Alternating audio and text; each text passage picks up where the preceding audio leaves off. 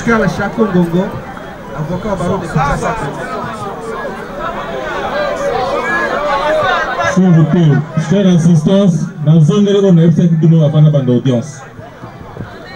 Ceux qui n'ont pas besoin de continuer dans l'indiscipline, j'ai ce pouvoir de demander aux agents de l'ordre de vous dégager de l'assistance. Laissez-nous faire notre travail en toute quiétude et en toute tranquillité, s'il vous plaît.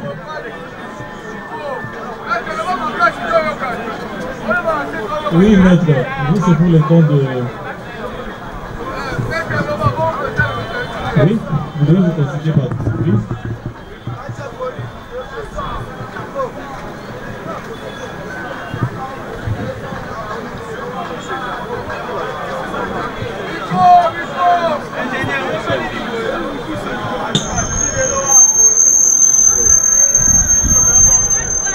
Votre honneur, nous préférons d'abord constituer la partie civile. Continuez, continuez.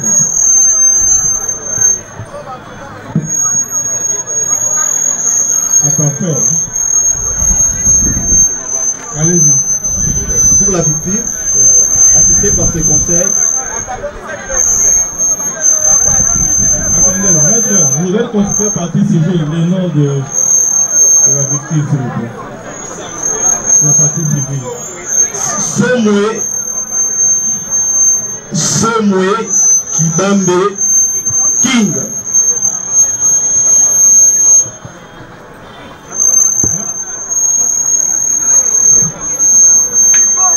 Apparemment, le nom que vous donnez, c'est la victime, la personne qui est décédée. Exactement.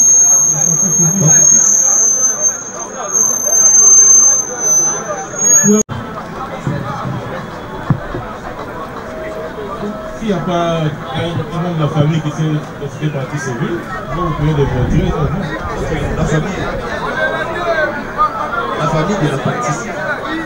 Oui, mais qui précisément?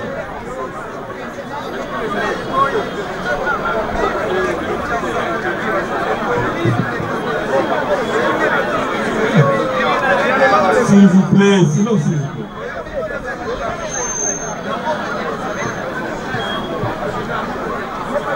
Aoudi Kibambi. Aoudi avec H. Kaumbu. Kaumbu Kibambi. Kibambe.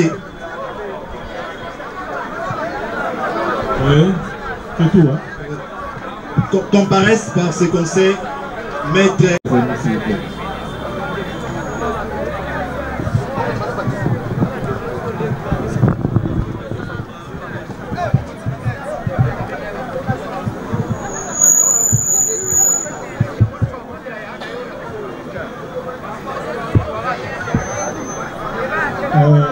Monsieur Tamboué, oui, toujours vérifier Makamba Komi a reçu des ailleurs.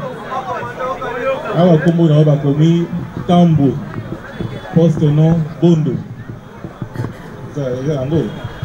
Prénom Cédric, oui. Au Botamina Lukumbashi, le 28 novembre 1989. Oui.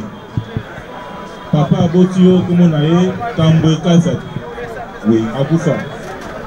Maman Botio Kumonaye Chama Shimba. Oui. Il y a un bon moment de Takoufa. Azali. Ozali Congolais, la nationalité. Oui. Village Nayo Lubao. Oui. Secteur Bassoudé, territoire de Kabinda, province Yalomami. L'état civil Nayo, par le Ozali célibataire, et le Botamon à Boko, dans l'enfant. Et ça, comme ça, déclarant. Déclarant à toi.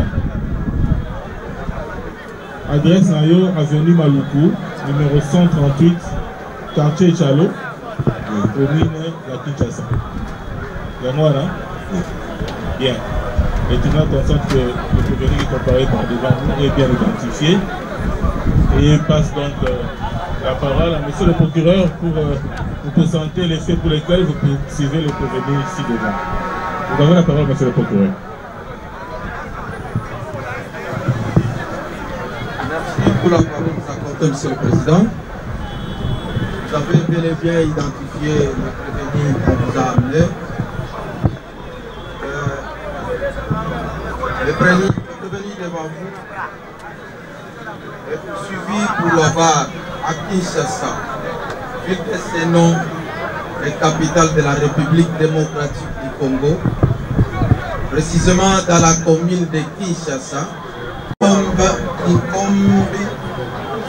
Kimbambe King, fait prévu et puni par les articles 43 et 45 du Code pénal, livre 2.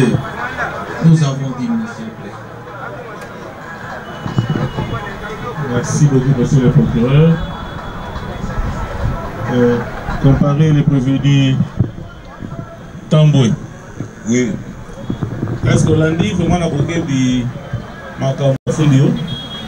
Lundi à monter. Alors, dit que mon collègue les 24. Mon collègue les 17 août 2024. Aussi là qui n'a coupé sa liwa na monsieur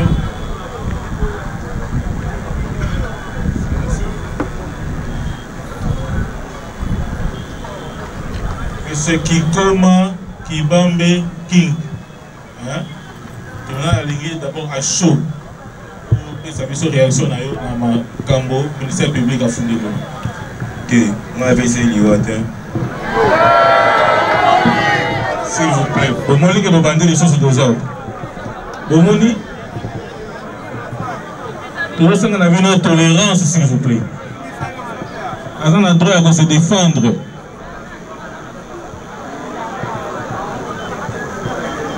Le tribunal a abandonné mon tour. A chopé sa mission réaction à yo, na makambo, on condamne bien qu'on fout de l'eau. Oui, allez-y. Bon, moi il n'a pas tout le monde, vous faites pas sur la maison, on a moi dans la barabara. Tu vas dire on a pas tout. D'abord à chaud, makambo, on est bien monté, on est bien monté. On est bien monté. Et Mutokombo King, Azui Liwa. On est bien monté, papa. On est bien monté. Est-ce que vous avez bien Combo King? Eh bien. Oui, bien dégagé. Bon, toi, famille. Précisez le tribunal, madame, famille, c'est-à-dire. Maman là-bas, on a un coucou. Entre mère là-bas, on a un coucou. Vous vendez à Sikamoko? Il y a un cabano, vous vendez à Loma, mais il y a un cacapoya. Il y a un cacapoya. Bon, vous pouvez expliquer dans le tribunal, ma commune, les gars qui sont le 17 août 2024, à partir de 17h. Naï, la commune de Ndaku, le paramo boyer, commissionnaire, un client mobo, il fait à soi marmo et la balabala salon. Tu vas dire bien, Moutazana salon sont les affaires, mais l'habitant, ils ont bakiti, tu tiens tout fan dans la balabala. Tu aussi bakiti, tu tiens la balabala. Tu vas dire sur la porte, tu bien à fuir, on a qu'un salaire, mon accommodé, quoi, qui tambo, oh, yambati. Même si nous avons dit que nous avons fait un fiana na PC, article avec clé, nous avons habité maman bon ça, maman te fait tout sur la peine fiana, faut confirmer. Maman King oya, abandi ko bang, abandi ko yo pesa mbongo, abandi ko balu biwana. Ba j'ai nous tous na bo benga pesa mbongo ba telemi, ba kei. Ba habiter to yana poko. To go bi na poko.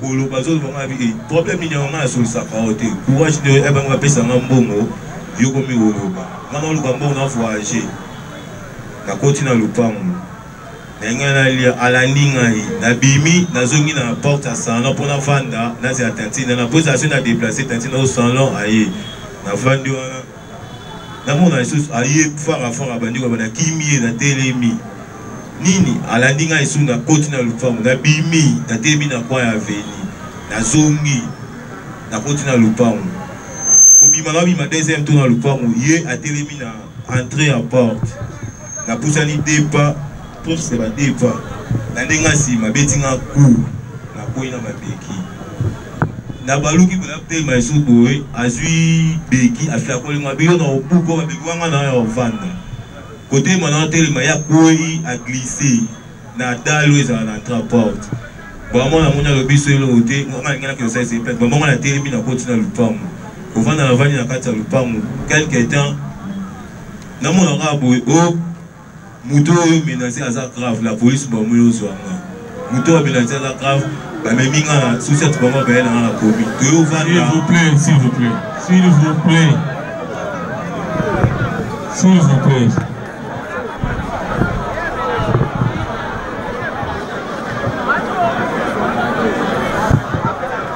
après le lobby dans le lobby qui est au Sam. À lobby dans l'ordinateur après le lobby qui est dans l'ensemble sur la ligne.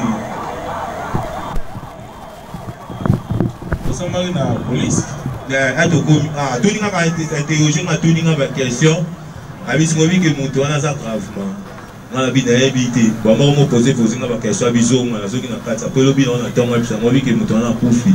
La monia komi là on habite à komi fait si avant la signer fait la tanga non ou après si c'est tellement caché va toi il pas parce que moi il porte elle a signé pas pourquoi fait au pèse la tanga té maman to bibi dans mon moment quelques temps par mais bateau va ça que on a valori que au point que na mairie jamais ngatambola la mairie tenga na babeki na simba mairie ndé tout temps na koi. Mais pour la boni la police, quand Batouni Motuna est-ce que au Poignarda qui King dans le Béli, il y a lobby qui est au Poignarda qui était Kassi, au Beta qui est Beki. Et là, il y a des abotolenga Beki à Beti. Il y a des abotolenga Beki à Beti. Mais quand la police a eu lobby qui est au Beta qui est Beki, et moi à Koué, tant au Beti Beki a glissé à Koué, il y a Kimi Balmon en Dab. Nga uti na baba na tamboli ya telemi nga tina koti na lupango ya za ya telemi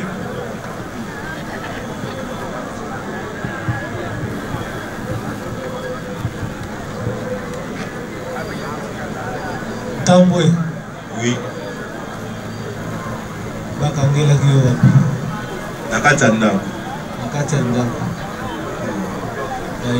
bayaki na yo na la police toyi bimi na la police bamo bayi na la police betele biso lisulo elekaka ndenge nini na la police wana awa ezala la police ya kuna ezala kuna kutoleka kaka na moto toleki babemi nga bakitisinga kokisa bakitisinga elekaka ndenge nini na tokoti chef ala tuninga problème nini kande na expliquer boye atuninga question liboso atunanga soza ivre ngana bitanga na ivre te yende kutunda za ivre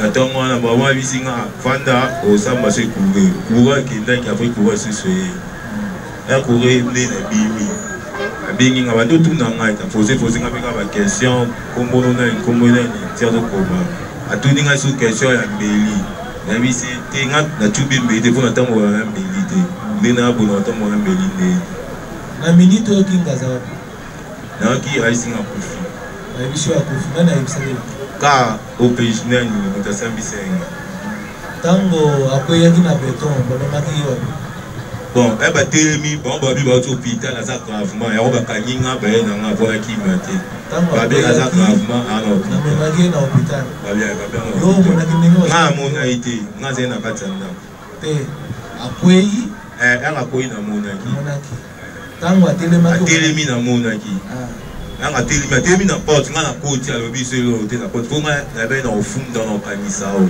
siko ba emission ke akufini o otubi mbeli la kingo mabite nga tika otambo na mbeli te alors pona yo okwewe akweya kiye moko nde salike akufa wanga na ebite so akufi na ebite papa abandai kobela bon na ebite mais Bilo tom sous bilo na mela pe papa. Na habité sur la façon à quoi il a dit wa na habité. Na habité so inde tani nya zalai. Après yaki na position ni. A glisser la béton, ya ka betina kwa so masima akui. A glisser na béton, a glisser après yaki na mupanzi, après yaki. Wana tcheka te ponga père na ofu so asko be na telema. Na moi ba moi na telemi, ngakuna ba ko le kaya telemi ya ba nya na leki na position tam. Tamwe. Yebi c'est une vérité. Pour yo mutu zalaki wana. Oui. Après yaki na position nini? Na position ya sima to ya liboso. Après ya la sima. To nota la ne boya koi, après nga na koti na lupan. Après c'est après yo touchaki ete. Na touché ete na tiko simbe na nzoto te tamba. Nani ayebisaki OPJ que oza mutu ya Lomami? OPJ. Nani ayebisaki OPJ? OPJ. Aka tuninga ba question tuninga okoloni na bise na musonge akoma district na oko atuna ba question. Nani ayebisaki yeke papa na bino akufa? Ngai. Yo moto ayebisaki? Oui. Est-ce que vous vérifiez que soki akomaki yango ya solo? Ya mwana. Siko tango totaki koyebisa yo awa ndenge bakomaki oyokaki yango ndenge nini? Eza ya solo to ya lukuta ndenge akomaki kombo na yo papa mama na mboka? Eza ya solo to lukuta? Nga kome kombo na nga. Kombo ya mama? Oui. Ndenga lobiki papa na bino asi akufa eza ya solo? Ouais na lobi akomi ouais. C'est que tu peux comprendre que ma camion soit comme qui est solo. On a invité papa. Pour moi le bipo mususu yo lo babo ya ko ma pa mususu. Pour yo lo babo ya da vai fenga na tanga wana sideti basa rapide azoka moko ya metono batonaki yo epai ya OPJ. Question numéro 7. Pourquoi avez-vous poignardé ou percé les coups avec un couteau? Pona nini otubaki King Mbeli na Kingo? Yoka landa ya yo. Moi, je ne l'avais pas poignardé. C'est lui qui m'avait d'abord administré un coup de poing. Je suis tombé. En me relevant, je lui ai donné un coup de béquille. Il va tomber contre les pavés en béton. Nalinga le laksi boyi. Na tombaki ye mbeli te. Ye moto abetaki ngai liboso. Na kwei. Tango na telemaki, na zubeki na ngai na beti ye akwei na béton. Te. Chaque fois tout dinga bona expliquer quelqu'un habillé, abeti nga beki. Na kwei. Na zaya ovanda na kwei, abeti nga kuna kwei, abeti nga beki. Na bande tele mais azongi sima. Akanti na tui beki na obeta ya mama glissé a kwei wa. Langa Motona Moussus. Question numéro 13. Saviez-vous que Somwe Kibambe King est mort directement après qu'il soit transféré à l'hôpital général de Kinshasa des suites de cette blessure au cou que vous lui avez causée? Est-ce que Oyebi Kendekonayo King akufa kimbala moko tango bamemaki à l'hôpital et Yanonayo? Non, je ne lui ai pas poignardé. Je m'étonne qu'il soit mort car je reconnais tout simplement l'avoir vu tomber contre les pavés bétonnés et je me suis introduit dans la maison. Natubaki mbelite nazoka mwandenge balobiki akufi po na monaki ye akweyaki likolo ya béton. Eza ya solo? Oui. Boni awa OPJ a lobi vérité mais côté qu'on a apposé yo. On a invité chef. Ah, donc pour na yo eza ceux qui eza en faveur na yo eza lo ya solo. Ceux qui sont coincés yo eza lokuta. On a lobi o ngana moni o na yebi. Tango makamwane salama kinani azalaki. To era bandi de ko finga na moni bat bazaki ba so kwa basadi wala ko ba bila ka ndenge ba menasa nga obeta. Bat musu na habité so yi ba déplacer histo ba o bazaki ala habité. Ba mama na continue na ndako na ndelo ba mutu wali ngapesa ngambo ndeni yozo ngumena singa mutu watenga bo batu baki adile minga batu abinga lo fina beta yo banda kawana na batu wana oyebi bakongo ya banani neti batu bazali kala la chepe la katepo mwato to fandi na ngambo banda kana quartier wana na fanda na quartier banda mbola nini ozawana na voyage ka mona kenda mais problème ezate bisika wana na quartier Diolu okota wana banda mbola nini jalo na umeli c'est que oyebi quand même ba voisin batu bazala kawana tango bino bozo échanger ba parole na king omonaki bandani parmi ba voisin na bino banani bazala kwa po batu bazala ite biso tozala salon libanda ya te na porte ya lupango neti na air wana mutu pe de batu bazala jeune garçon bazala ki ale ata moko te na mona yi ba jeune garçon lupango est-ce que oyebi bakombo ya bato bavanda kavanda bon misusu na yebi est-ce que ovandaka na bato ya quartier bien nga na bimala nga ntongo kozonga na zongi na koti so na ata na balabala na telemana te banda kala oyo okota wana osi oswana na bato boni koswana bon nakoloba koswana misusu ezala bachange de parole kaka badiscours dike mike na bango mpe na invité omona kwa pembeni oyo napusana na te osi oswana na bato boni makuna na swali nane osi moto te osi osala prison oui mbala boni 2 fois mbala liboso ezalaki mpona nini mbongo na nga napesa ye grand frère mpona nini na ngai bamboka ya makambo ya famille na ndako grand frère amoni na tokomi ne na niveau ya justice bango mpe baye na ndako bakangisi ngai bakangisaki yo olekaki liboso ya tribunal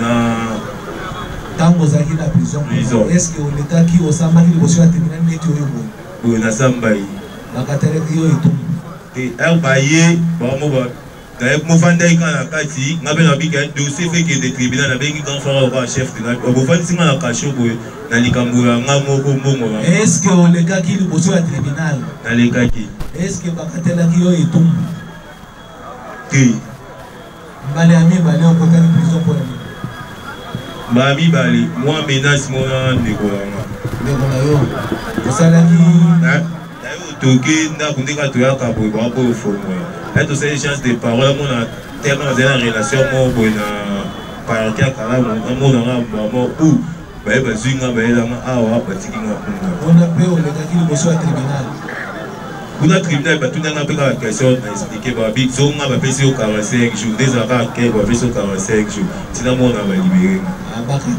bakatelaki yo 45 jours nde bapesaka 45 jours na quartier na bino wana oyebi ya feli ya feli mutombo feli mutombo ya feli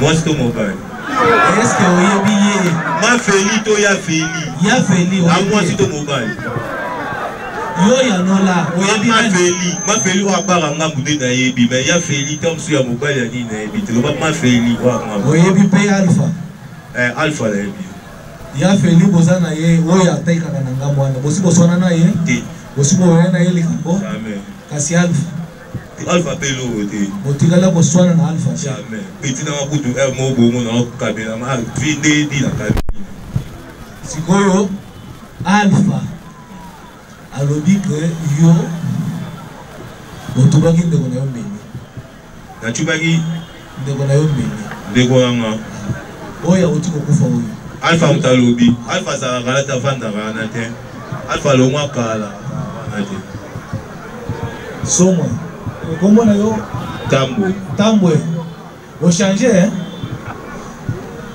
oti ochange si yo moto olutu koloba oke alpha oyebi alpha azalaka na quartier ango toyebi si yo maloba ya alpha ochange olobi aloba na quartier kaka mutu nyonso atuna alpha akoma na ndako na mwasi ne alpha kuta mona na tata na moi bozaka so tokutani na yebisi lukelanga quelque chose mona kabeli nga leki na depe bako moninga ana to na lesi yoki ke alpha azalaki mais tango alobi ke otubi mbeli alongwaka na alpha azalaki te pour wana pe na moi azalaki te azalaki te est-ce que magistrat ya parquet asambisaki yo ya kuna na parquet magistrat ya parquet à part OPJ est-ce que na gombe kuna asambisa kilo obeta ki lisolo ndenge bon na expliquer ki ngande non super tango asilisaki kosambisa yo apesaki yo procès verbal otanga te tosi ça été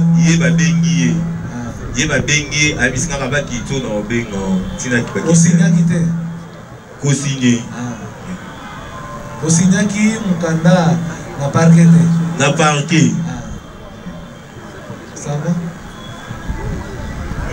quels sont les tribunaux Tambo oui yo na bandeko na libota oza un bon terme na bato nyonso bon soki tokomi na niveau ya bon terme bango nakangisi grand frère nanga mpona $4500 bango so bayindenga mpo grand frère amtanda osunga famille bango tu mutu asolisaka nga te balingaka tosanti nga esusu te eza na moto na famille na bino oyo bosola nde malamu nde nayaka motu oloba na motu likambo boye mosusu aboyi oloba nde boye yango mpe na se retira nanga mama ya kingi kongo nde nani makristi boza ndenge nini na ye toalani bien mbote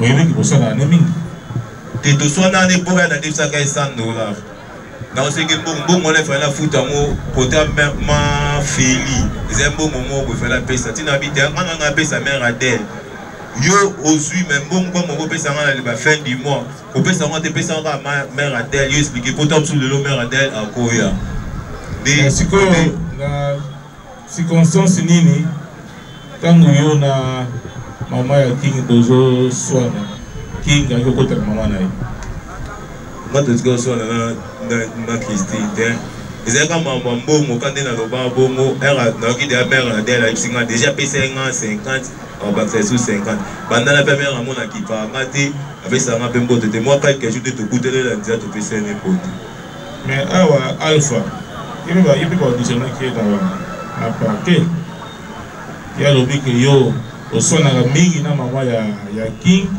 yango wana esika lokola king akotelaka mama na ye yo olakaki ye ke koboma ye jamais otika jamais kolaka king otika jamais père jamais nga ekarte nga tondo sola mpe susu te na boya bosolisaka nga te mais okanelaka ye quand même te na okanele ndeni po tolekaka bo epa kote na ndako asali makambo wana oposa bimi akei kaka bongo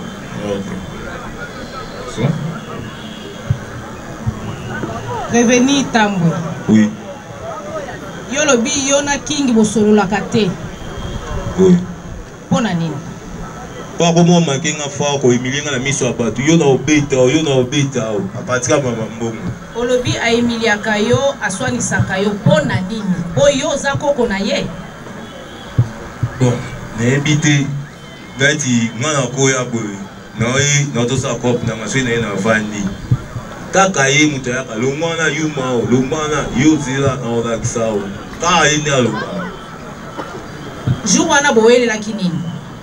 Jour wana biso tosola na bato bayaki mpo bakota na studio anganga libanda ye awuti ayekuta biso tovai liboso asala bonga mpe mosala wana na vandaka na lisusu te so aputi bakiti totie wana abandi aka telemi aoki lisolo tosola ngai sabasala bopesa mbongo soki nani aye lidi aye nga mona remettre lidi ye ayoki mabambongo ayebiki esenge bato mosusu bazwi salon mpo bango bakomoko ya ofanda mingi na kati ya salon fianakanga bango mpe basuki ngai bakomofanda na kati ya salon nayebi te soki mpasi epela soki mpasi epela ete je ne sais pas.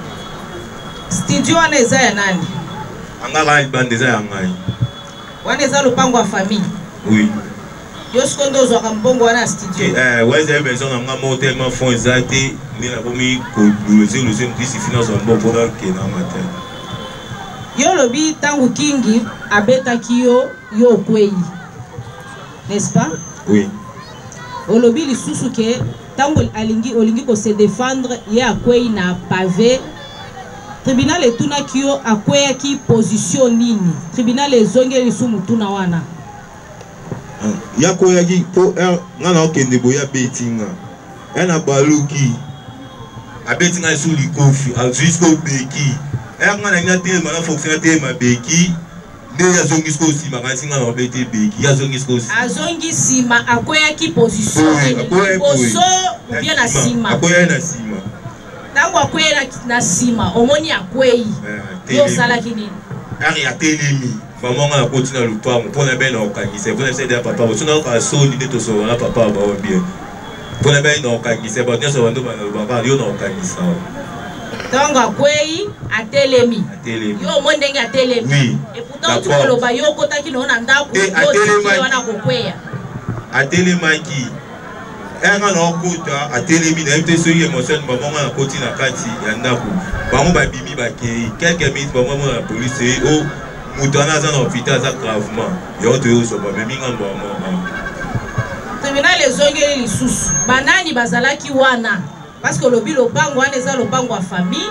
Soki eza lopango ya famille, c'est que bato bazalaka pe wana. À part yo na King jour wana. Ouais, jour wana eza rande bato batambo samedi faire un wana nene pe na kuta mutu bazati na porte à part bato batika kumna. Ngane na koti na lupango. Na lupango pe na mona ta jeune garçon ta là. Quand le pango na ozalaka ba jeune garçon, ba jeune fille bazalaka te, ba maman bazalaka te, mususu bazalaka te. Bato bazali. Bazalaki wapi na minute wana? Bon, na FTC ba déplacer qui se bazala ina invité.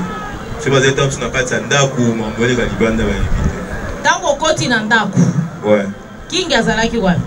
Natiki na porte. Tanga na leki azala te na porte.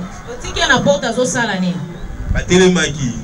Mona telemi na mutu moko so na mutu mo ba tia kate so na mona tebi na mutu na koti après quelques temps na mona ki oh azana hôpital aza ka bo ngana pa mo aza ka ngana sali comment la police tambo yo tambo na ba beki boni beki ka mi baleo tambo na ba beki mi bale to wana poza na ba beki mi bale ka mi bale na maboko parce que yo lobi tango avec tout le coffre pour la deuxième fois yo koi après à Zui Beki na yo yo akasa ligo beta yo nde a glissé à Koué yo tika na combien de Beki a betinga na ye a betinga kuna Koué na ina telema a botolinga Beki na Koué pour la deuxième fois nde sikoyo hier a telemi a tiki Beki tinga na fonction na Beki na gauche nde na telemi côté malade maya ba kina tinga bete Beki kangwa azui yo Beki pour abeta yo a glissé abet on a zunde Beki pour na telema ya glissé on a telema mais pour aux autres des choses à la fois on a dit que a botela ki yo Beki ndenge wana na vandi a botela Beki on a quoi na vandi a botoli Beki abetinga apa bwa ki on a se na zui Beki sur na telema ya ka seng na beta zongi sima ko na glissé. Ok. Comparer la partie civile. Kaumbo Kibambe. Maître, vous avez suivi la version des faits du prévenu. Le tribunal vous accorde la parole pour nous donner aussi votre version des faits.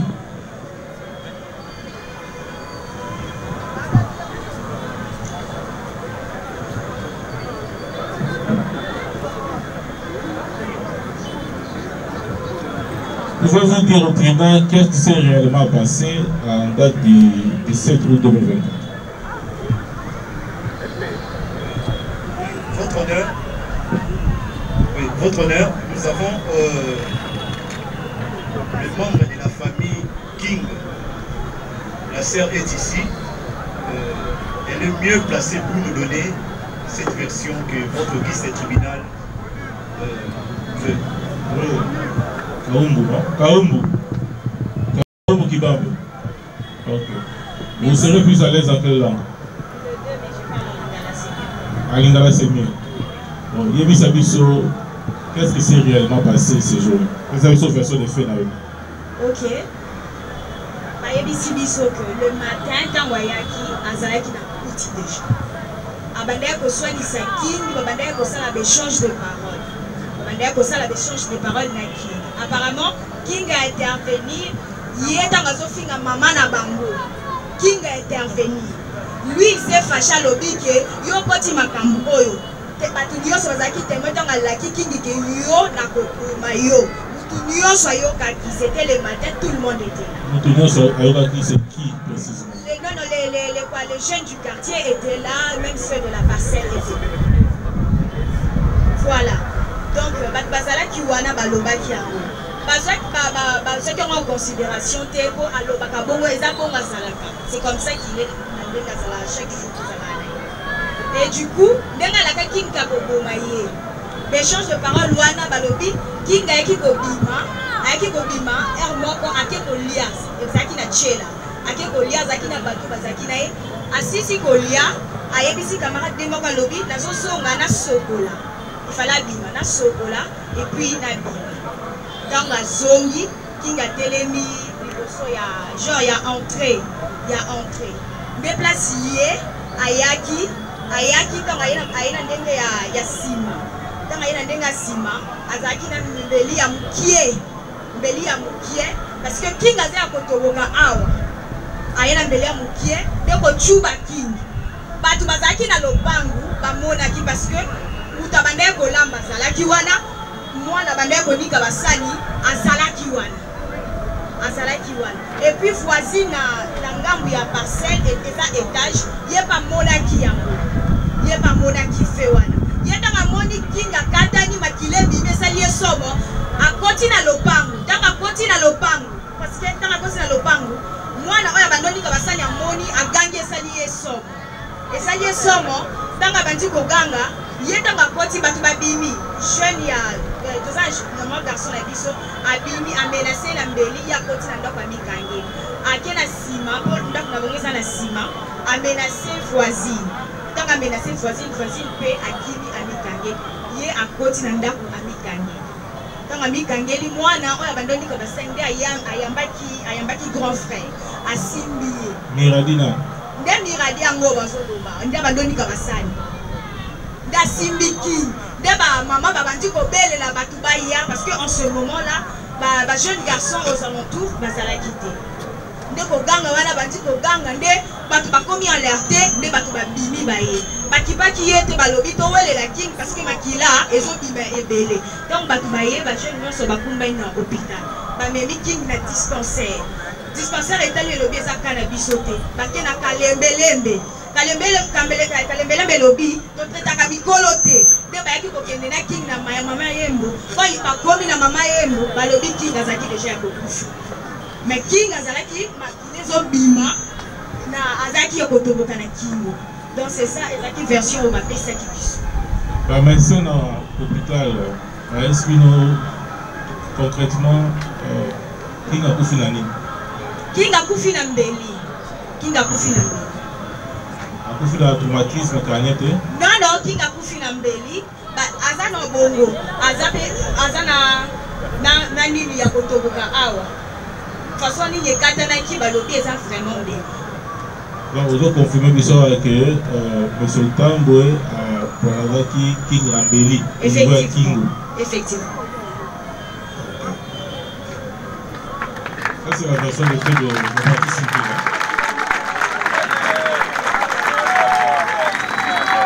Alors, nous allons procéder à une série de questions. Monsieur le procureur, vous avez des questions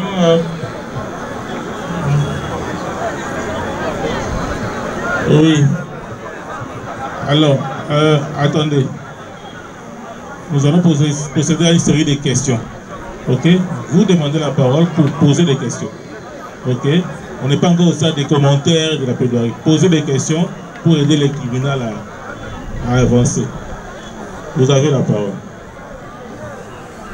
Et lorsque vous prenez la parole, vous dites la question est adressée à qui précisément. Oui, merci beaucoup, Monsieur le Président.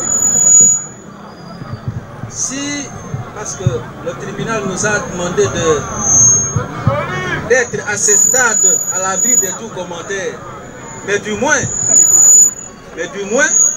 en suivant la version des faits de la partie civile et les sons en d'œuvre de celle qui a pris la parole, vous avez suivi, ou tout le monde a suivi, qu'il s'agit d'une citation de seconde main.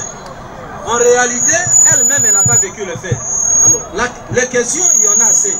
Si le tribunal peut poser la question à la partie civile qui venait de laquelle elle fait tout de suite, Au moment où le fait s'est passé, elle était où? Madame Kaumbu. Remettez le micro. On dit qu'on peut savoir son version de fait. Ah ouais. Hein? Et ça m'a camouillé, mon aki.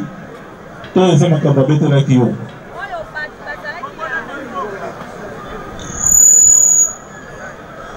Makamuro na zoloba eza oyo ba témoin ya lobango bazalaki sur place dans kindia kufaki bangone ba expliquer ki ndenge makambo ya salaki de bango monde balobaki ke elekanaki boye biso babengi biso déjà kinga zalaki ya kokufa mais ba témoin lobango bazana ba Congo te bazana Congo batangaki balobaki Mirati était présente batangaki Rodriguez azalaki wana Silva azalaki balobi Youssouf azalaki Adede azalaki na Badibanga azalaki na bamama mibale bazalaki bamama misatu bazalaki po moko akimaki na ndako ya mikangeli moko azalaki na wana azola. Donc question ya partie la défense tozali koyeba soki yo ozalaki wana apparemment elle n'était pas là. Merci beaucoup, Monsieur le Président. Dans tous les cas, c'est très clair. Elle vous a dit qu'on lui aurait dit. Nous sommes très à l'aise. Elle a encore dit que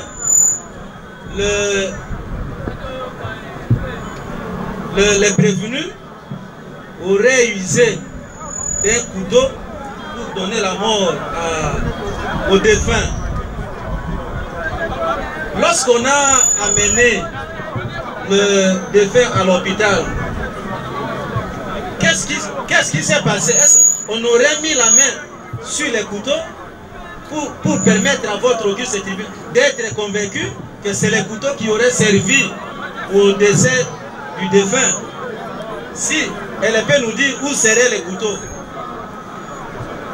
Madame Kaumbu, vous l'avez dit Motuna? Ah, on a la déclaration d'ailleurs au lobby que M. Tamboué a Canada King Nambeli au niveau à Kingo. Beli on les a.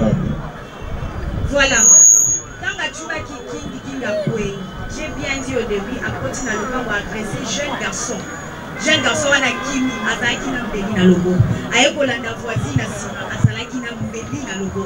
À côté de Mikangeli, on ne sait pas ce qui s'est passé dans la maison. Donc il est le seul à voyer ma place à Tiembe.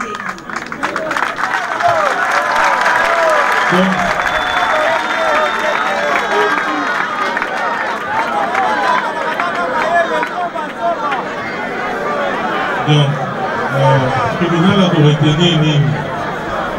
Le tribunal a retenu Nini. Beli wana bobona ki yango belo les awap. Tribunal a retenir que Beli est monalité. Na se à choc wana ba memaki ki. Tangu ya kota ki parce que la police na waki ko soyer azaki ya komi kangela na ndako. Azaki ya komi kangela. Parce que na kati ya ndako. Donc yende falo ba place a bombi Beli. Yende falo. Ayebi place a Tiembe. Question. Merci beaucoup, Monsieur le Président, parce qu'elle a dit que ceux qui étaient présents ne savaient pas où serait le couteau. Monsieur le Président, mais... Attendez.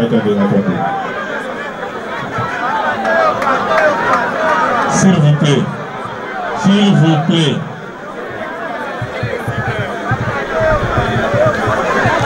Ngai na moni na lina cha sikwa d'exécution ba menace na ngai. Na moni na lina cha d'exécution ba menace na ngai.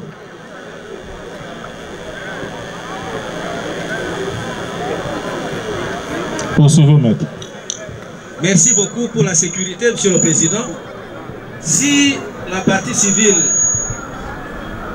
peut dire à votre auguste tribunal, à ce stade, qu'est-ce qui peut nous prouver que le prévenu aurait administré un coup de couteau au défunt? Non, mais je crois qu'elle a donné une précisions par rapport à cette question. Et au jour d'aujourd'hui, le corps, lorsque vous regardez le corps de la victime, il y a un point au niveau du cou. Donc cette question ne va pas nous aider à évoluer. S'il y a d'autres questions, on peut... Allez-y. Monsieur le Président, parce que toutes les questions ont été presque posées par le confrère. Mais je voulais poser une petite question par rapport à la liste de noms que la partie civile venait de citer ici, notamment Rodriguez, Silva, Youssouf et Miradi. Est-ce qu'ils sont sur place ici? Est-ce qu'ils ont été interrogés par le parquet? Ou quelle est l'utilité de... Qu'est-ce que je veux dire? Ils ont été auditionnés par le parquet. Est-ce que peut-il venir déposer devant le tribunal sur leur présence lors de la commission de cette infraction sur le président Zawadi? Le tribunal veut vous rappeler que M. Alpha et M. Youssouf ont été bel et bien auditionnés de la police. Au niveau de la police, merci beaucoup, M. le Président. Mais nous aurons voulu mieux que ces cités, comme témoins, puissent venir déposer devant votre tribunal. Et c'est là, à l'occasion, nous pouvons leur poser des questions sur leur présence. S'ils ont réellement vu M. Tamboué en train de poignarder le défunt. Voilà. Alors, est-ce que les personnes que vous avez citées là, qui étaient présentes, est-ce qu'ils sont présentes ici? Oui, le confrère est là. Qui est là? C'est qui? Alpha est là. Alpha est là. Je ne sais pas si... Miradi. Youssouf. Rodriguez. Encore. Attendez, on va aller pour le Sénat. Alpha est où? Alpha. Oui, qui comparaissent.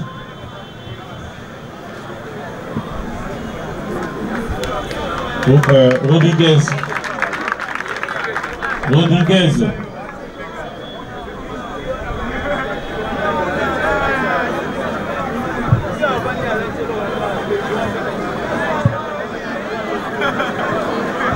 Miradi, si elle est là, elle peut aussi lui passer devant.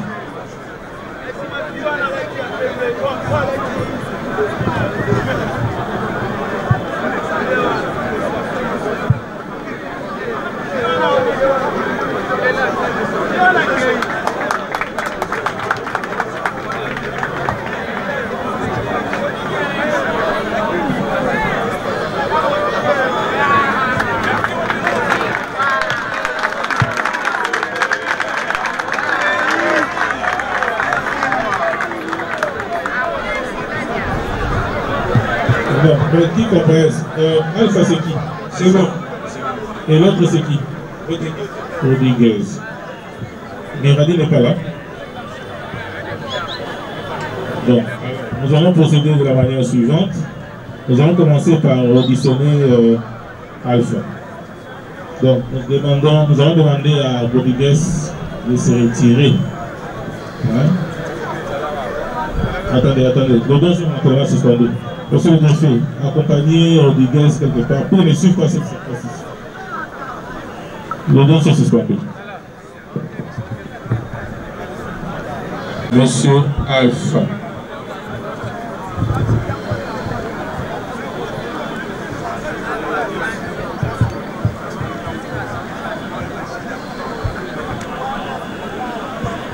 Bon, monsieur Alpha a déjà été identifié au niveau de la police. Donc, M. Alpha est identifié dans le dossier judiciaire. Puis moi, il y en a Tambourozan Doreni. Donc, on a la relation. Tobenga et Coco. Coco, oui. Et bon, on a qui? Maman. Ok.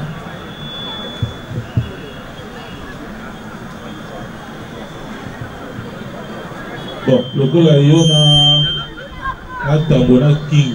On a la relation de famille.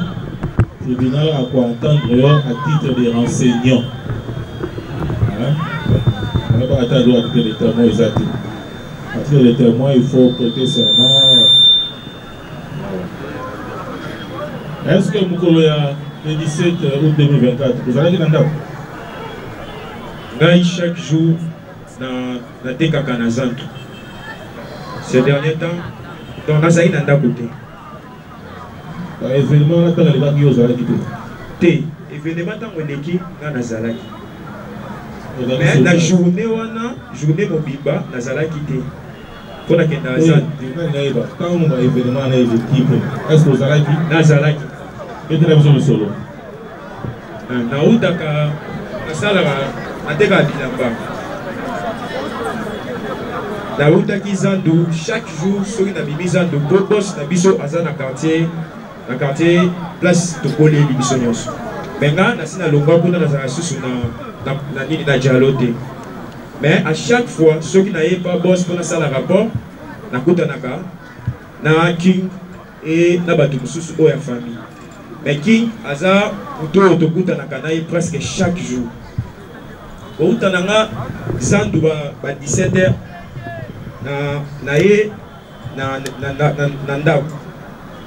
na komi nandaku King azo pesanga rapport azo ebisanga alpha bino ndebo pekisaka ngai ozo wana ndenge Playboy azo loba nanga keno yoti journée sila na kocha mbeli wana nandi Playboy azo ebisa King nga na ebisi na lobby King pourquoi na pekisaka kolanda makambo na ete aloba neka bongo éviter na kei na tiki fungol na zongi na telemi na coin ya avenue Maluku Sankoro pour de to soleil na épée il fallait to des amis samedi quand des ara nan de kotofandaka to passer mon battant après na zongi na nganda côté manangai na coin ya Maluku qui a contaki atia mai bois chocolat comme ça tobi atia cantine à pompe côté atia cantine à pompe wana. Donc, tout le monde s'attendait à ce que non acte qui se passer. Tout le monde s'attendait à s'imaginer. Qui a télé na porte y entré ya Maluku. Playboy a ena meli na dengasi. King a laiki diba. Pour ceux qui balobi ba télé maboy King azana match ko le katanga. Donc Playboy encore BTT pour y. King azalaki kidiba a télémi a taliba la balle. Déplace yé à Jimbeli, à Chubaki Kingibeli. Donc c'est un peu ça. Tant biso de monnaie. Biso de télévision à point. Youssouf Pazalaki. Vous avez na carte le pango. Tu n'as na carte le pango. Tu le pango na chose à juste na coin. Na coin avenue. Makamwana salamaki ils avaient na carte le pango to na. Quand la porte y entrer à portail, portail ils à la coûter quand entrer à la gana vite. Donc tant à Tchébeli King Akoi Makila et sauté et ça libère sur émotion dans bibi na quoi towana tozui King tokena ena nani na dispensaire na chela wana donc King déjà azakine déjà okufa donc de tout temps on a besoin na King azakine se sont invités pour ta ezalaki vraiment monné na niveau Kingo nana banda ko beta monenga likofu King a bêti pour tout le Kofi, King a télémaki sans défense. Et c'est passé sans défense. King a télémi. Donc, attaqué. Encore le bandé. Donc, Nandenga Sima. King a télémi boye, yé Nandenga Sima. De à côté de qui est Nini Beli na King. Vous avez Beli à Moïse. Yé mobo tant à Beli wana abandi okota na lupango bato muso na pe na kati ya lupango na bandi ko menacer ti aki a koti na ndako na bango biso to rapidité to zwiki to kene dispensaire to comme la dispensaire ba bika na biso te il fallait qu'il soit ko moto pour ba kende kotika to popo mutu moko mata moto ba kende na ki quelque part pour na ba soigner ils ont déjà trop tard. Okay.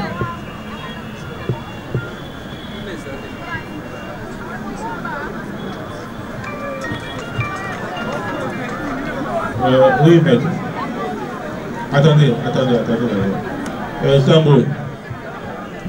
Yoki Tambo Alpha Lobby. Réaction dans les amis.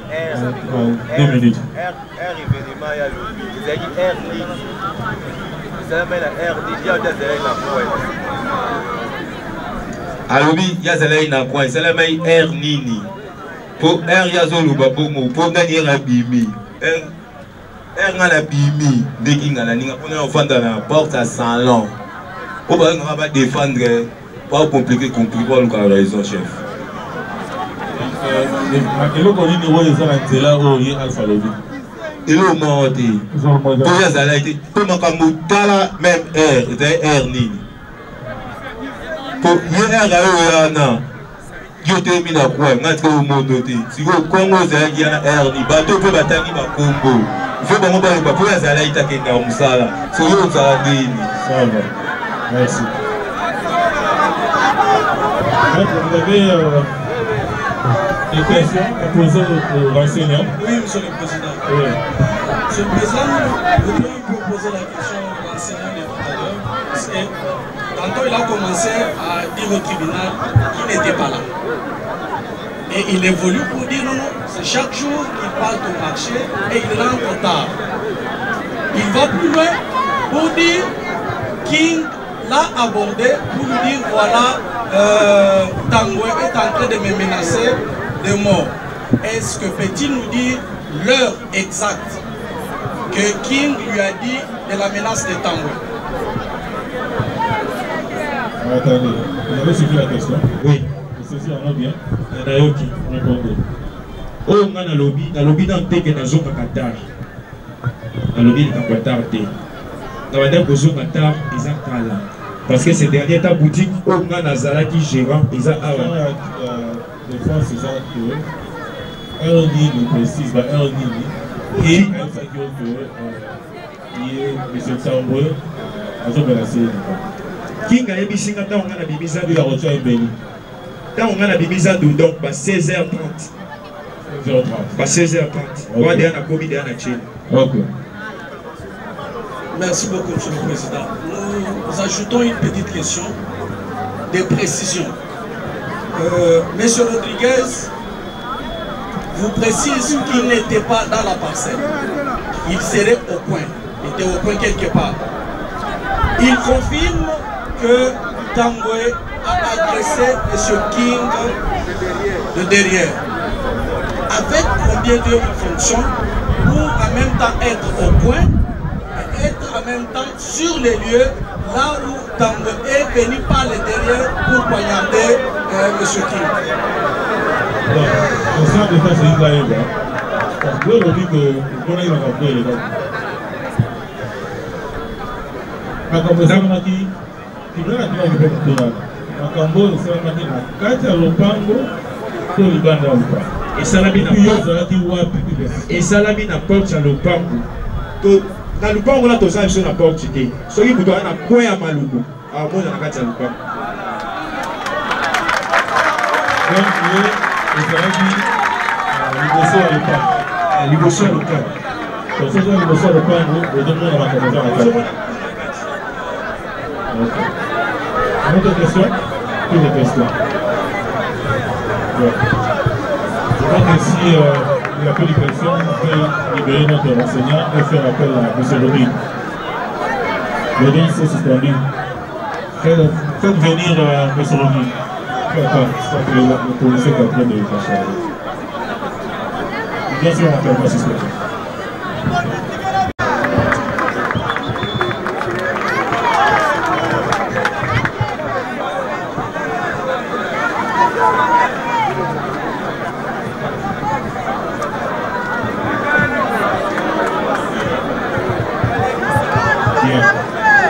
L'audience suspendue est prise.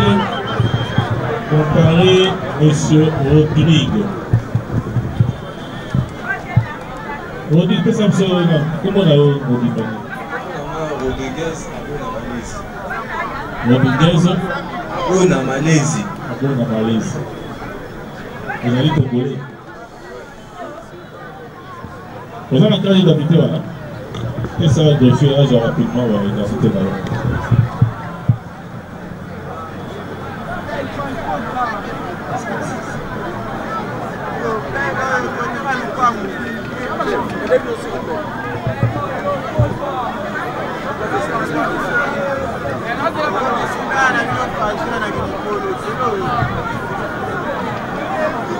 Il y en a Tamboué, déjà nous. Déjà ma voisin. Na Tamboué, na King, déjà ma voisin. Déjà ma relation de société.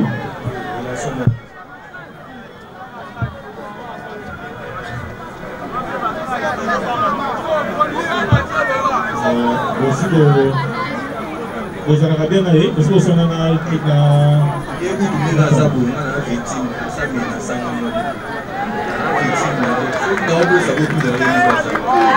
Oui,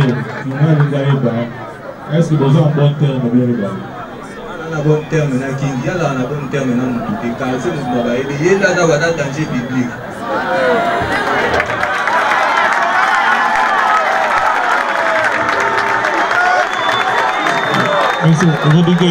Rodriguez, ce qui est tribunal a tout le monde, ils répondent à Motuna pour que ça va commenter à une société. Les gens qui ont eu ceux qui ont eu ça à bon terme. Ok.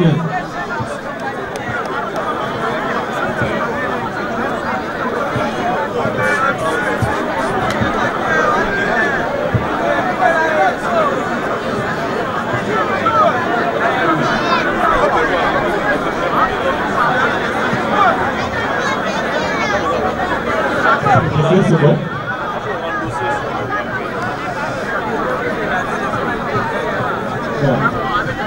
Le coup là, on a fait quelque chose qui est besoin d'avoir inimité. Inimité dans Tamboué, donc vous avez un bon terme, tribunal à Banzi pour entendre ici un titre de renseignant. Ok? Bon. On le met aux voisins.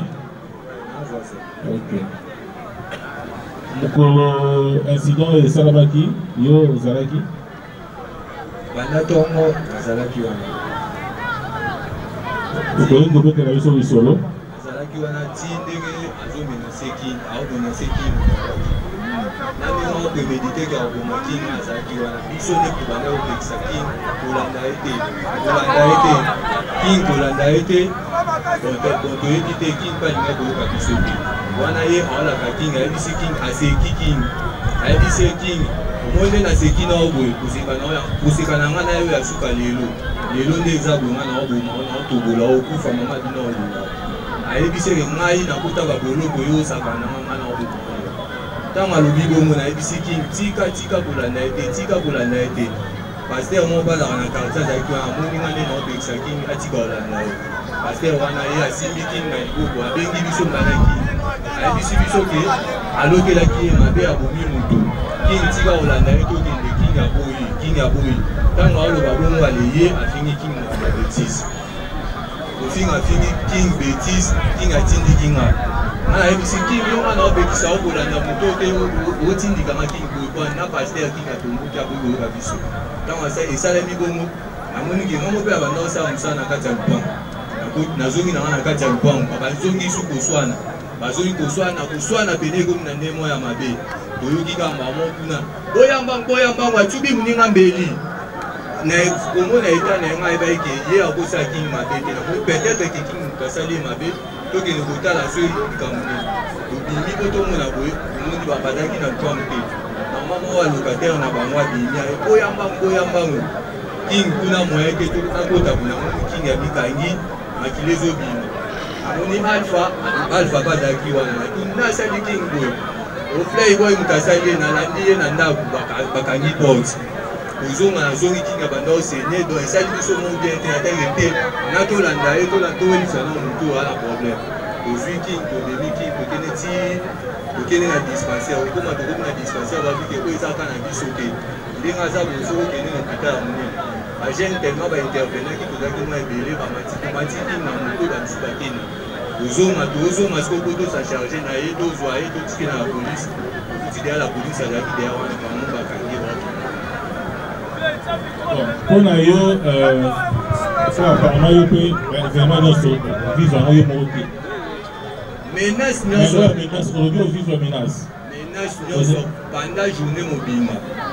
Namonaki ndenge yazo menacer king namonaki nyonso azopremedite ke na koloma yo lelo yo okufa nga na osi zo lelo mama na bino lelo na otobolo okufa mais là tu as repoignardé yo poignardé tant na ye na obekisa king tika tellement ke king atindika ye nga namona so elo moya osala te nazongai na nga donc kwa banda osala mosala alors ntango king abanda kosenye yo monaki King a enseigné maman la bango maman la bango. Est-ce qu'il répond à la question du tribunal? Est-ce que ton king a d'abord enseigné au niveau king? Yo monaki. Monaki, comment la même king? Pour na yo blessé on est gros à deux années. Azaki na beli. Azaki na beli yo. Na on dirait maintenant que na niveau ni. Aye go king. Répondez à la question du tribunal. D'ailleurs, on a dit Makila, les autres Making au niveau de Kingo. Si vous avez un événement, on va faire ça. On a un événement. On va ébisser les choses, on va bénir les choses qui sont là pour les Making. Mais on va témoin bénin tangible de Bazali. Bazali, les lois ne vont pas mourir, mais Bazali. On a ébisser quand on a autant de temps. Est-ce que dans le monde, il y a des king quand on est à l'hôpital et quand ça rappelle que tu as glissé à ce qui m'a dit maman n'a pas confirmé qu'il y a dans la mêlée à Tubi ou dans la mêlée à King. Yo répondre, yo mon aki. Très bien, maman n'a pas. Yo vous a dit mon aki. Ah, tu bien béni. Il y a Eba. N'a yo mon aki king, n'a ma grande chose de maï. Est-ce que quand ça rappelle qu'il a glissé à quoi à ce qui passe là? Donc ils ont dit qu'il a glissé à quoi il a tout donné à ciment. Playboy, il est béni, il m'a mouillé à on peut se micro.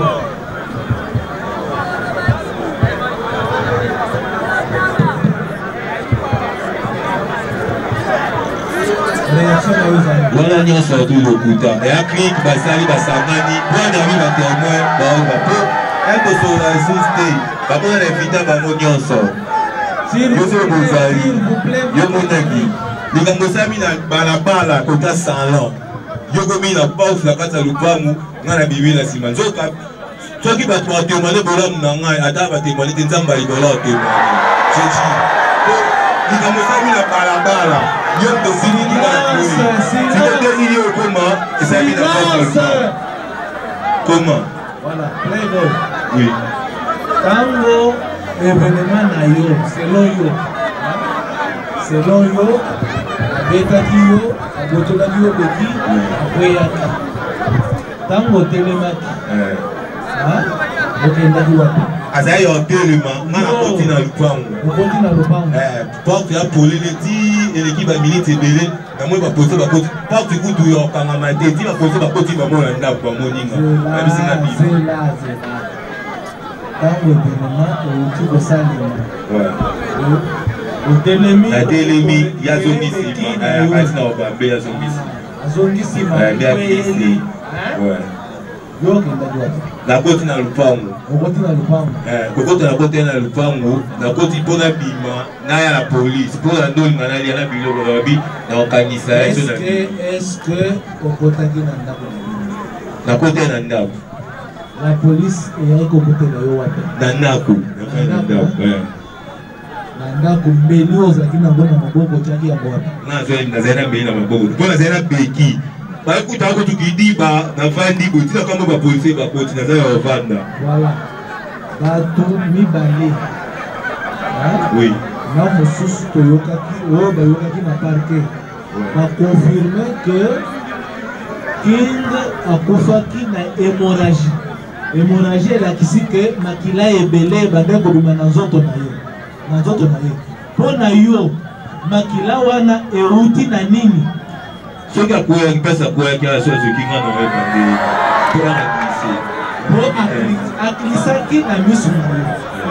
O kai ko yebisa biso ke a glissé atelemi atikali na porte yo koti na lopango est-ce que omonaki makila ebande kobima na nzoto na ye atelemi wana neti natia mpenza kati ngai natelemi na kotimbama na nini na kati ya ndako po nabe na ofunda ye yoka batemoin balobi makila ezalaki ebele est-ce que yo ntango otikaki ye na porte ya lopango makila ezalaki te makila ezalaki te makila ezalaki te mpo na yo elekaki combien de temps po oyebaki bakei na ye na hôpital ezata ba 30 minutes ba 20 ou 30 minutes po tina fandi na moi la police ekotesa ba 20 minutes na 20 minutes wana akozala azokaki wapi okendeki kobundela moto mosusu jamais nayebi te soki akweyaki atutani na se wana fodonga mpe na te ere amoni atelemi nga mpe na koti po ere akweya atelemi nga mpe bamona koti naoba madame so omenasi ntango bozobima na la police na lopango na bino estce omonaki makila na se jamais makila ezalaki omonaki makila na se te selon yo sikoyo akufaki likolo ya makila ebele oyo abongisaki selon yo pota wana eotaki wapi nayebi te nayebi te oui nayebi te sikoyo batemoin balobi yo motu ocubaki ye mbeli jamais nga aza na mbeli te naa babeki bona aza na mbeli nde estce mokolo wana kinga aswanaki na motu mosusu apart yo nayebi te ya bavide ekotata mbola nayebi te koswana na bino ebandaki bayere biso ere nazongi wana presque ba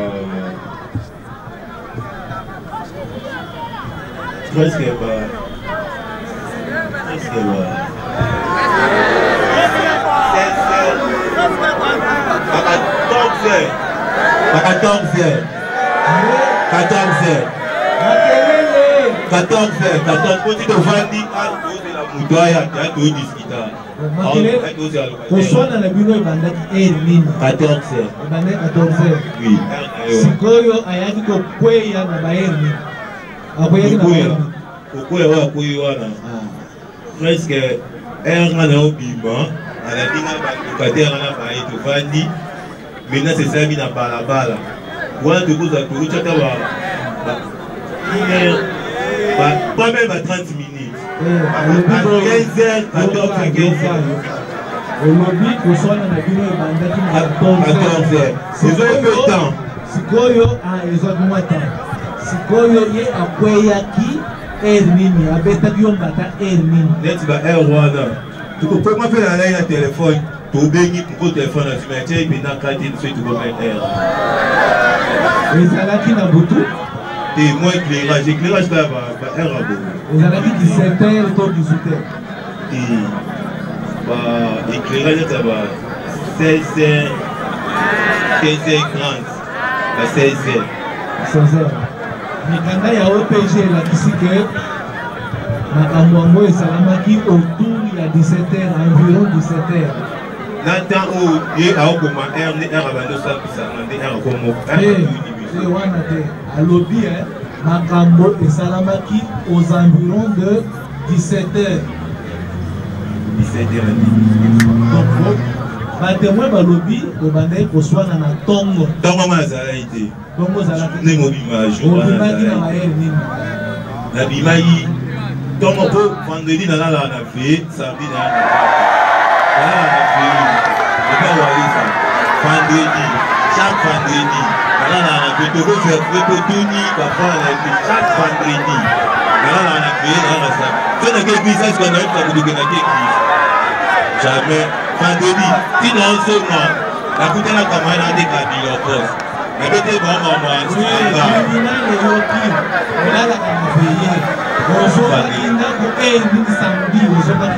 samedi aux environs ba 14h et 15h ba heure de komani 14h nde obandaki koswana ere bato ya babengi siko appel babibi libanda nde nayo oswaka libanda tofani ya 14h obandi koswana 14h presque tosoyi nepeti yo moto ote koloba awa 14h obandaki koswana 14h chef so naloba ndeni nakozala mpena na reflexe ya aire normal te mpo naotala sikoyo aire makambo esalami na nde toyokoma nde nakozala mwa odewa sikoyo batemoin na bandeko na bino batelemi nsima na yo balobiki banda kala eswanaka na king olakaka ye toujours ke nakobomaka yo jamais nakobomaka yo mpe mokolo wana ntango obandaki koswana na ntongo obandaki kolaka ye na ye ntongo ngai ezalaki te na ntongo okotobola ye mbeli okotobola ye na kingo okotobola ye mbeli okotobola ti na bapoko oyo okotobola olobi nini jamais watu lokuta chef eza lokuta eske ndeko na yo abandaki kobela king abandaki kobela nayebi te mponga mpe laka alia lekali na tosola mpenda te soki batourage baza kamsu nde na opesa mbote groupe yango na opesa mbote. Ok. Bien. Maître, s'il y a peu de questions posées aux enseignants, on peut les...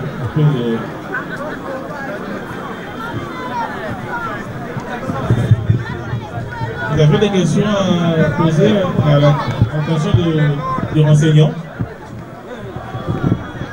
Oui, Monsieur le Président, nous avons des questions. Attention des renseignants.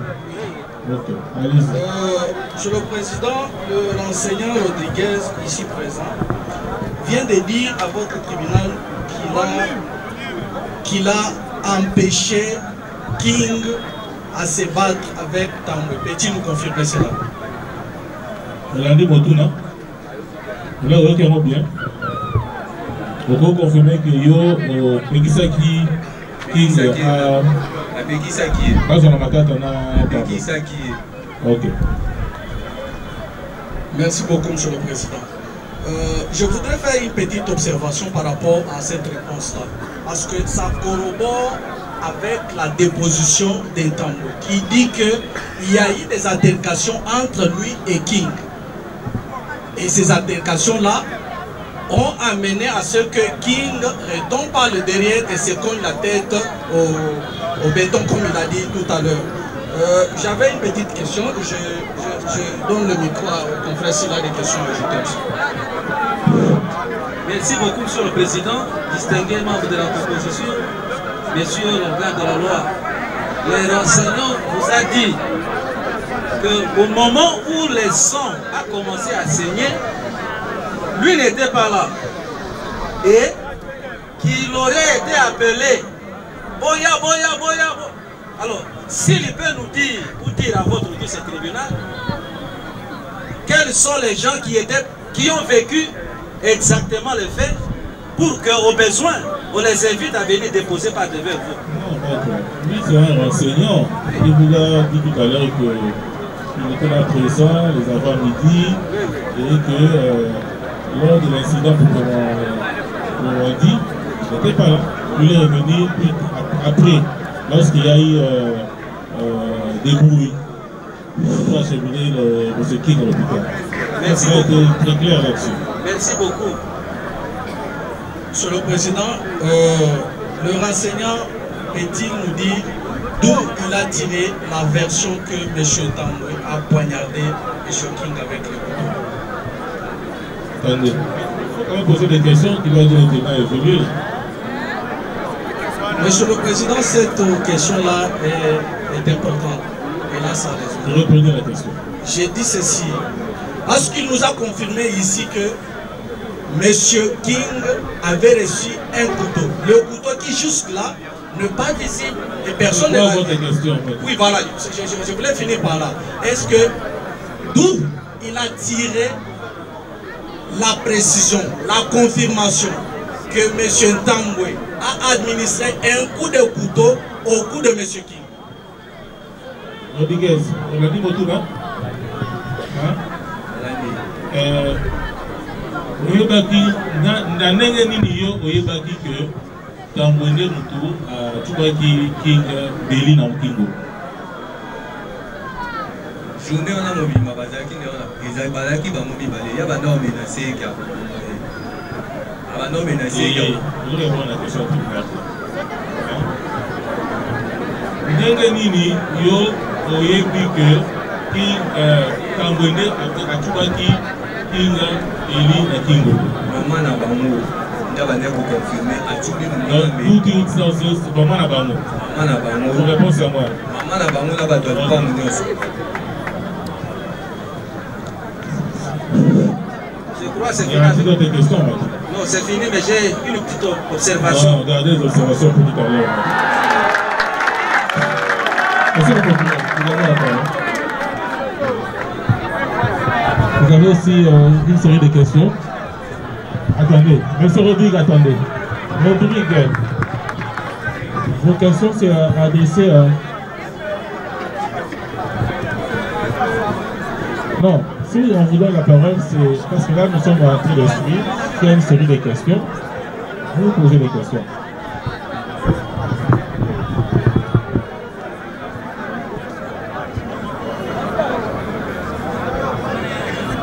Est-ce que nous pouvons libérer... est-ce que le personnel peut disposer? Mais sur l'autre, vous pouvez disposer. Oui, Monsieur le Président, notre préoccupation est par rapport au débat, puisque le débat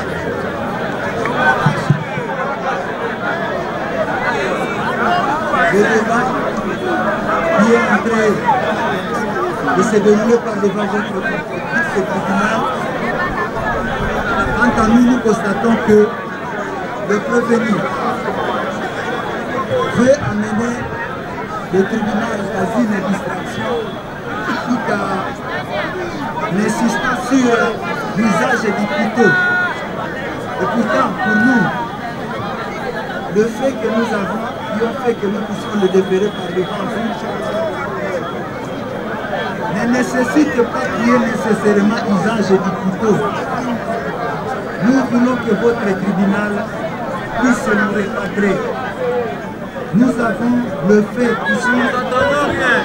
qui ont été donnés clairement par le prévenu lui-même. Le débat que votre tribunal peut recadrer, c'est de revenir sur les dépositions du prévenu à la question numéro 7 devant l'OPJ et la version qu'il a confirmée par devant nous, puisqu'il a décrit lui-même la scène du crime. Et de là, nous pensons que nous pouvons évoluer si votre tribunal peut nous ramener à la déposition du prévenu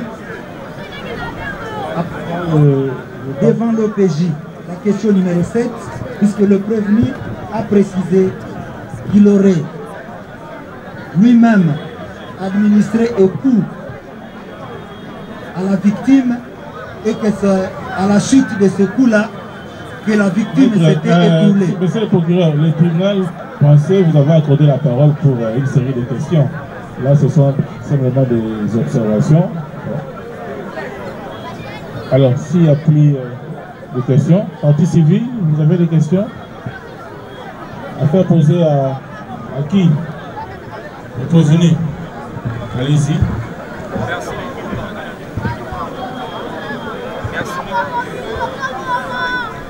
Oui, merci beaucoup pour la parole accordée, Monsieur le Président, distingué membre de la composition du tribunal, Monsieur le procureur. Nous avons tous suivi les débats avec intérêt. Nous avons toute une série de questions à poser aux prévenus. Ma première question essaye de savoir si les prévenus peut-il confirmer devant votre tribunal toutes les dépositions qu'il a eu à faire devant l'OPJ ou devant le ministère public, et bel et bien c'est lui qui l'avait fait. La question a déjà été posée. Bon, j'ai encore une deuxième question. Peut-il confirmer qu'il a dit que le King avait glissé, il peut nous situer, il avait glissé à l'intérieur de la maison ou dans la parcelle, pour avoir un éclaircissement plus précis.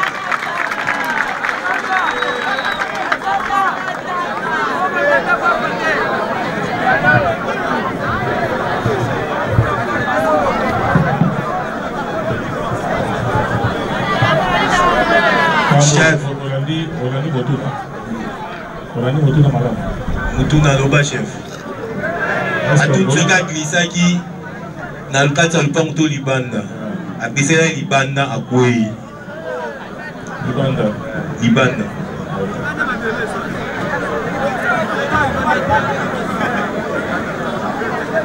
Ouais, merci beaucoup, votre honneur, pour cette série de questions. Ma question est celle de savoir si le prévenu Cédric peut nous donner la raison de leur dispute qui était passée le 17 août 2024 le matin. Et qu'est-ce que le prévenu avait promis à la victime? Je crois que cette question, je crois que le tribunal avait déjà posé toutes ces questions. Il avait en son temps répondu. Donc s'il n'y a pas de nouvelles questions, je pense que le tribunal est suffisamment éclairé, on peut évoluer. Oui, votre honneur, nous avons encore une dernière question. Voilà pourquoi lors de l'instruction, il faut suivre. Il faut suivre. Oui. Parce que là, vous revenez sur des questions qui ont déjà été posées par le tribunal. Allez-y. Oui. Nous devons savoir, une question que nous devons savoir, et éclairer aussi votre guise de tribunal, que les prévenus, Cédric, doit nous dire, doit nous citer plutôt les noms de personnes qui les avaient accompagnés à la police lorsqu'il s'était caché dans sa maison. Nous avons. Pourquoi cela va nous aider à avancer maintenant? Le tribunal constate qu'il n'y a plus de questions. Mais nous sommes suffisamment éclairés parce que je parle le tribunal estime qu'on peut passer à la plaidoirie.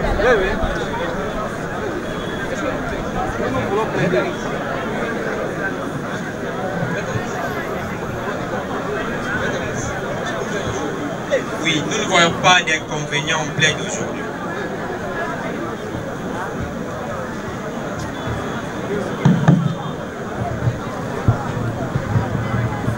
Oui, partie civile. Vous avez la parole pour votre plaidoirie. Vous êtes à droit, essayez de vous organiser. Je crois qu'il y a 30 minutes, 25-30 minutes, vous aurez terminé. Oui, votre honneur, notre plaidoirie, je crois que le fait est là, est clair. Vous êtes au tribunal. À Guéry, vous allez vous-même vous constater que non, il y a un fait qui s'est passé plutôt devant tous les témoins, les prévenus et toute personne qui ont vécu le fait qui était passé. Presque la majorité, ils ont confirmé que le prévenu Cédric a bel et bien prémédité la mort qui s'est cristallisée le jour du 17 août 2024. Alors sur ce, sans plus tarder, j'aimerais plus demander à votre tribunal de faire application de l'article 42-43 de la loi pénale congolaise. Et c'est ainsi que le prévenu sera condamné par maître causé avec préméditation, qui est appelé maître par assassinat. Maître avec assassinat. J'ai dit. Oui, merci beaucoup pour la parole. Nous sommes arrivés à un stade où nous devons montrer à tout le monde que les prévenus avaient bel et bien prémédité son acte. Nous sommes tellement consternés par la mort qui nous frappe par l'un de nous. Nous avons tous suivi avec attention les débats qui se sont déroulés devant l'auguste tribunal et la manière dont les prévenus ont usé des subterfuges pour essayer un peu de distraire les tribunaux. Suite au renseignement d'une série de questions posées par les tribunaux auxquels les témoins ont eu à répondre et les renseignants, nous avons tous compris que Cédric avait bel et bien prémédité son acte. Pourquoi nous disons cela? Parce que quand vous suivez bien les propos tenus par M. Rodriguez, il affirme devant votre auguste tribunal que Cédric avait promis la mort à M. King. Suite à cela, arrivé aux environs de 16h, 17h, Cédric nous dit ici par devant vous, le vendredi soir, il part tantôt au chose grave quand même. même son comportement dans les quartiers ne nous laisse dire un mot. Parce que c'est un monsieur, quand vous entendez la clameur publique dire que c'est un monsieur très problématique. Ici, nous sommes devant l'infraction de l'assassinat que nous qualifions. Parce qu'il y a eu meurtre avec préméditation. Les mobiles étaient déjà atteints. Parce que dès le départ, dans la tête de Cédric, il voulait donner la mort à M. King. Il a eu à chuchoter dans les quartiers, faire la masse basse, dire à des gens, à n'importe qui, que non, je dois tuer M. King. Et malheureusement, King n'était pas prudent. Et on sait tous, quand l'agent criminel veut réaliser son forfait, il est prêt à tout. Il est prêt à tout jusqu'à ce que la concrétisation de la réalisation du forfait de son acte criminel puisse être réalisée. Et aujourd'hui, King n'est pas là. Aujourd'hui, nous avons devant vous M. King. King, nous avons le prévenu Cédric. Désolé un peu, parce que j'ai toujours eu les noms de King dans ma tête, raison pour laquelle je ne peux jamais oublier ces noms. Mais l'infraction de l'assassinat est punie par les codes pénals au niveau de l'article 44 et 45 du code pénal. Cette disposition, je vais laisser les confrères nous lire cette disposition. Comme ça, je vais essayer un peu de décortiquer cela. L'article 44 du code pénal pour démontrer au tribunal qu'il y a eu assassinat avec préméditation.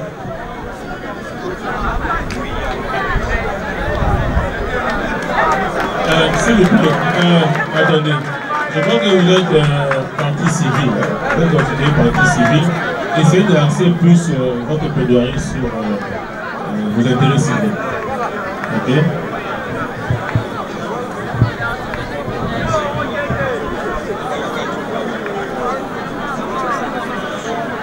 Oui, votre honneur.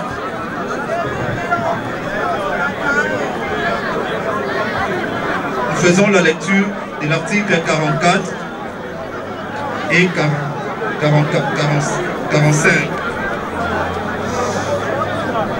L'homicide commis avec l'intention de donner la mort est qualifié meurtre.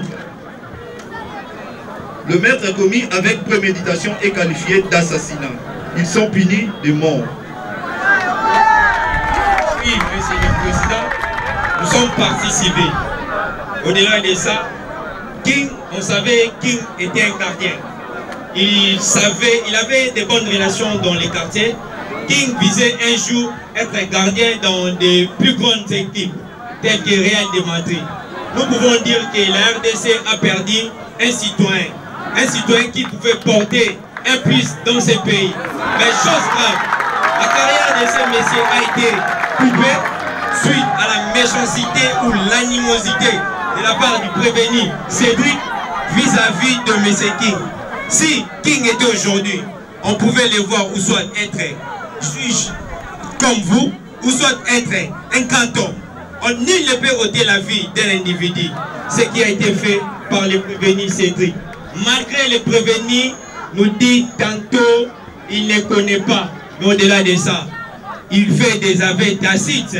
Ces dépositions nous confirment bel et bien, il est conscient d'avoir perforé la gorge de Monsieur King. Je me laisse compléter par mes confrères. Oui, merci pour la parole. Monsieur le Président, chers membres de la composition, l'essentiel est déjà dit, je mets la ligne. Merci.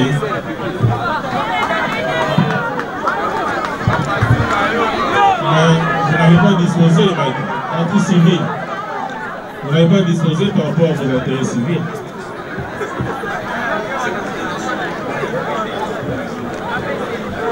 Oui, votre honneur, nous demandons que les prévenus soient condamnés à une peine de mort et nous exigeons les dommages et intérêts. L'audience suspendue est reprise.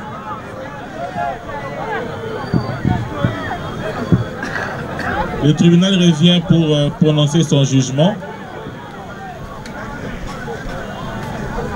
Le prononcé de ce jugement sera fait sur dispositif.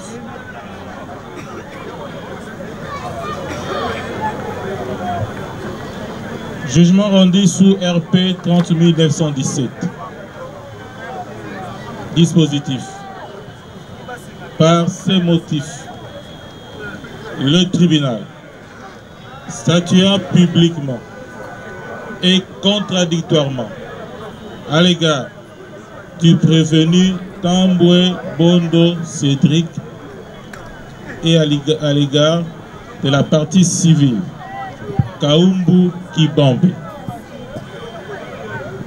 vu la loi organique portant organisation, fonctionnement et compétences des juridictions de l'ordre judiciaire, vu le code de procédure pénale, vu le code pénal congolais en ses articles 43 et 45, vu l'ordonnance loi numéro 78/001 du 24 février 1978 relative à la répression des infractions flagrantes. Le ministère public entendu dans ce réquisitoire dit, établit, en fait, comme en droit, l'infraction d'assassinat mise à charge du prévenu Tamboué Bondo Cédric. En conséquence, l'en condamne à la peine de mort.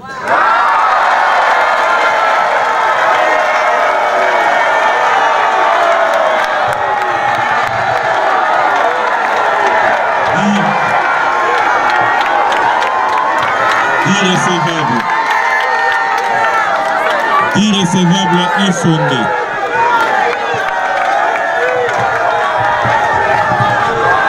Irrécevable et fondé. La constitution de la partie civile Kaumbu Kibambe. En conséquence, condamne le prévenu Tamboué de Cédric au paiement de l'équivalent en francs congolais de la somme de 50 000 $ américains à titre de dommages et intérêts pour tous les préjudices confondus à la partie civile Kaumbu Kibambe.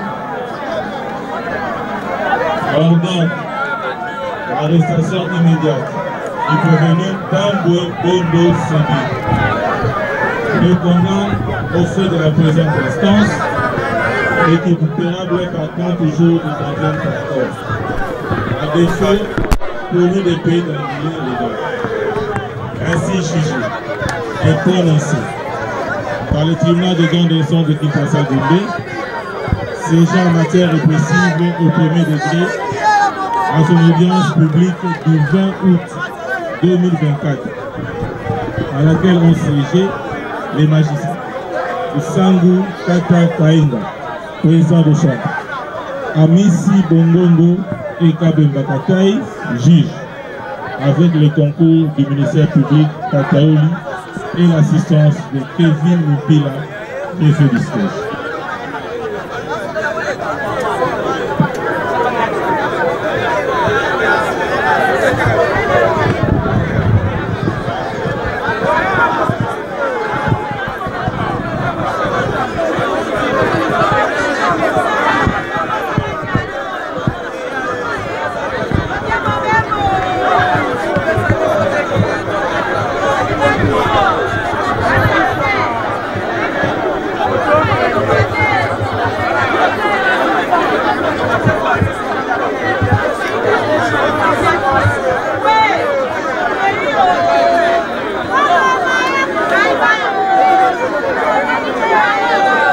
Sur ce, plus rien ne restant en rôle, l'audience est levée.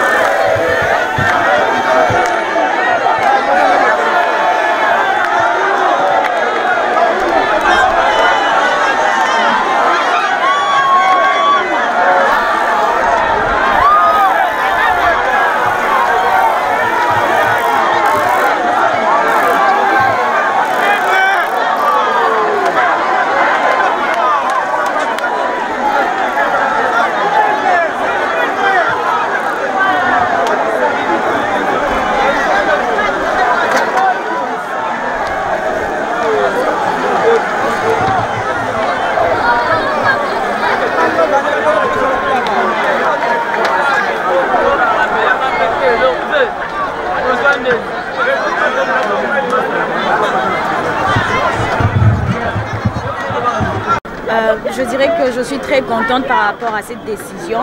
Depuis le début, on voulait que la justice soit faite pour notre frère. C'est ce que la justice a fait. Donc, ils ont constaté les faits et ils ont vu d'eux-mêmes comment la population a suivi leur frère. Et on peut que dire merci à notre justice par rapport à leur décision. Maintenant, on peut pleurer notre frère en paix. Voilà, donc c'est un peu ça. Alors, kolobana ba imbo kanini na lolenge touti ko silisa bongo procès au et opposé qui bon mi balé baza des membres de famille et alors justice a dû ko trancher a dû ko condamner à peine de mort. Alors malobano ko za la boni na égard ya justice soit ça nous sala na mokola lelo le 20 août 2024. Voilà, to lingaki to rendre justice à part ko za la ndeko na biso. Il faut rendre justice pour faire comprendre que le fait que ça est amabé. Voilà, donc ndenge rendre justice et un message à mener la population. Ça c'est pas parce que tu as famille il faut que bêtise à modèle. Donc à purger peine il faut que à purger peine parce que ce cas en liberté en danger. Donc c'est un peu ça. C'est bon. Merci.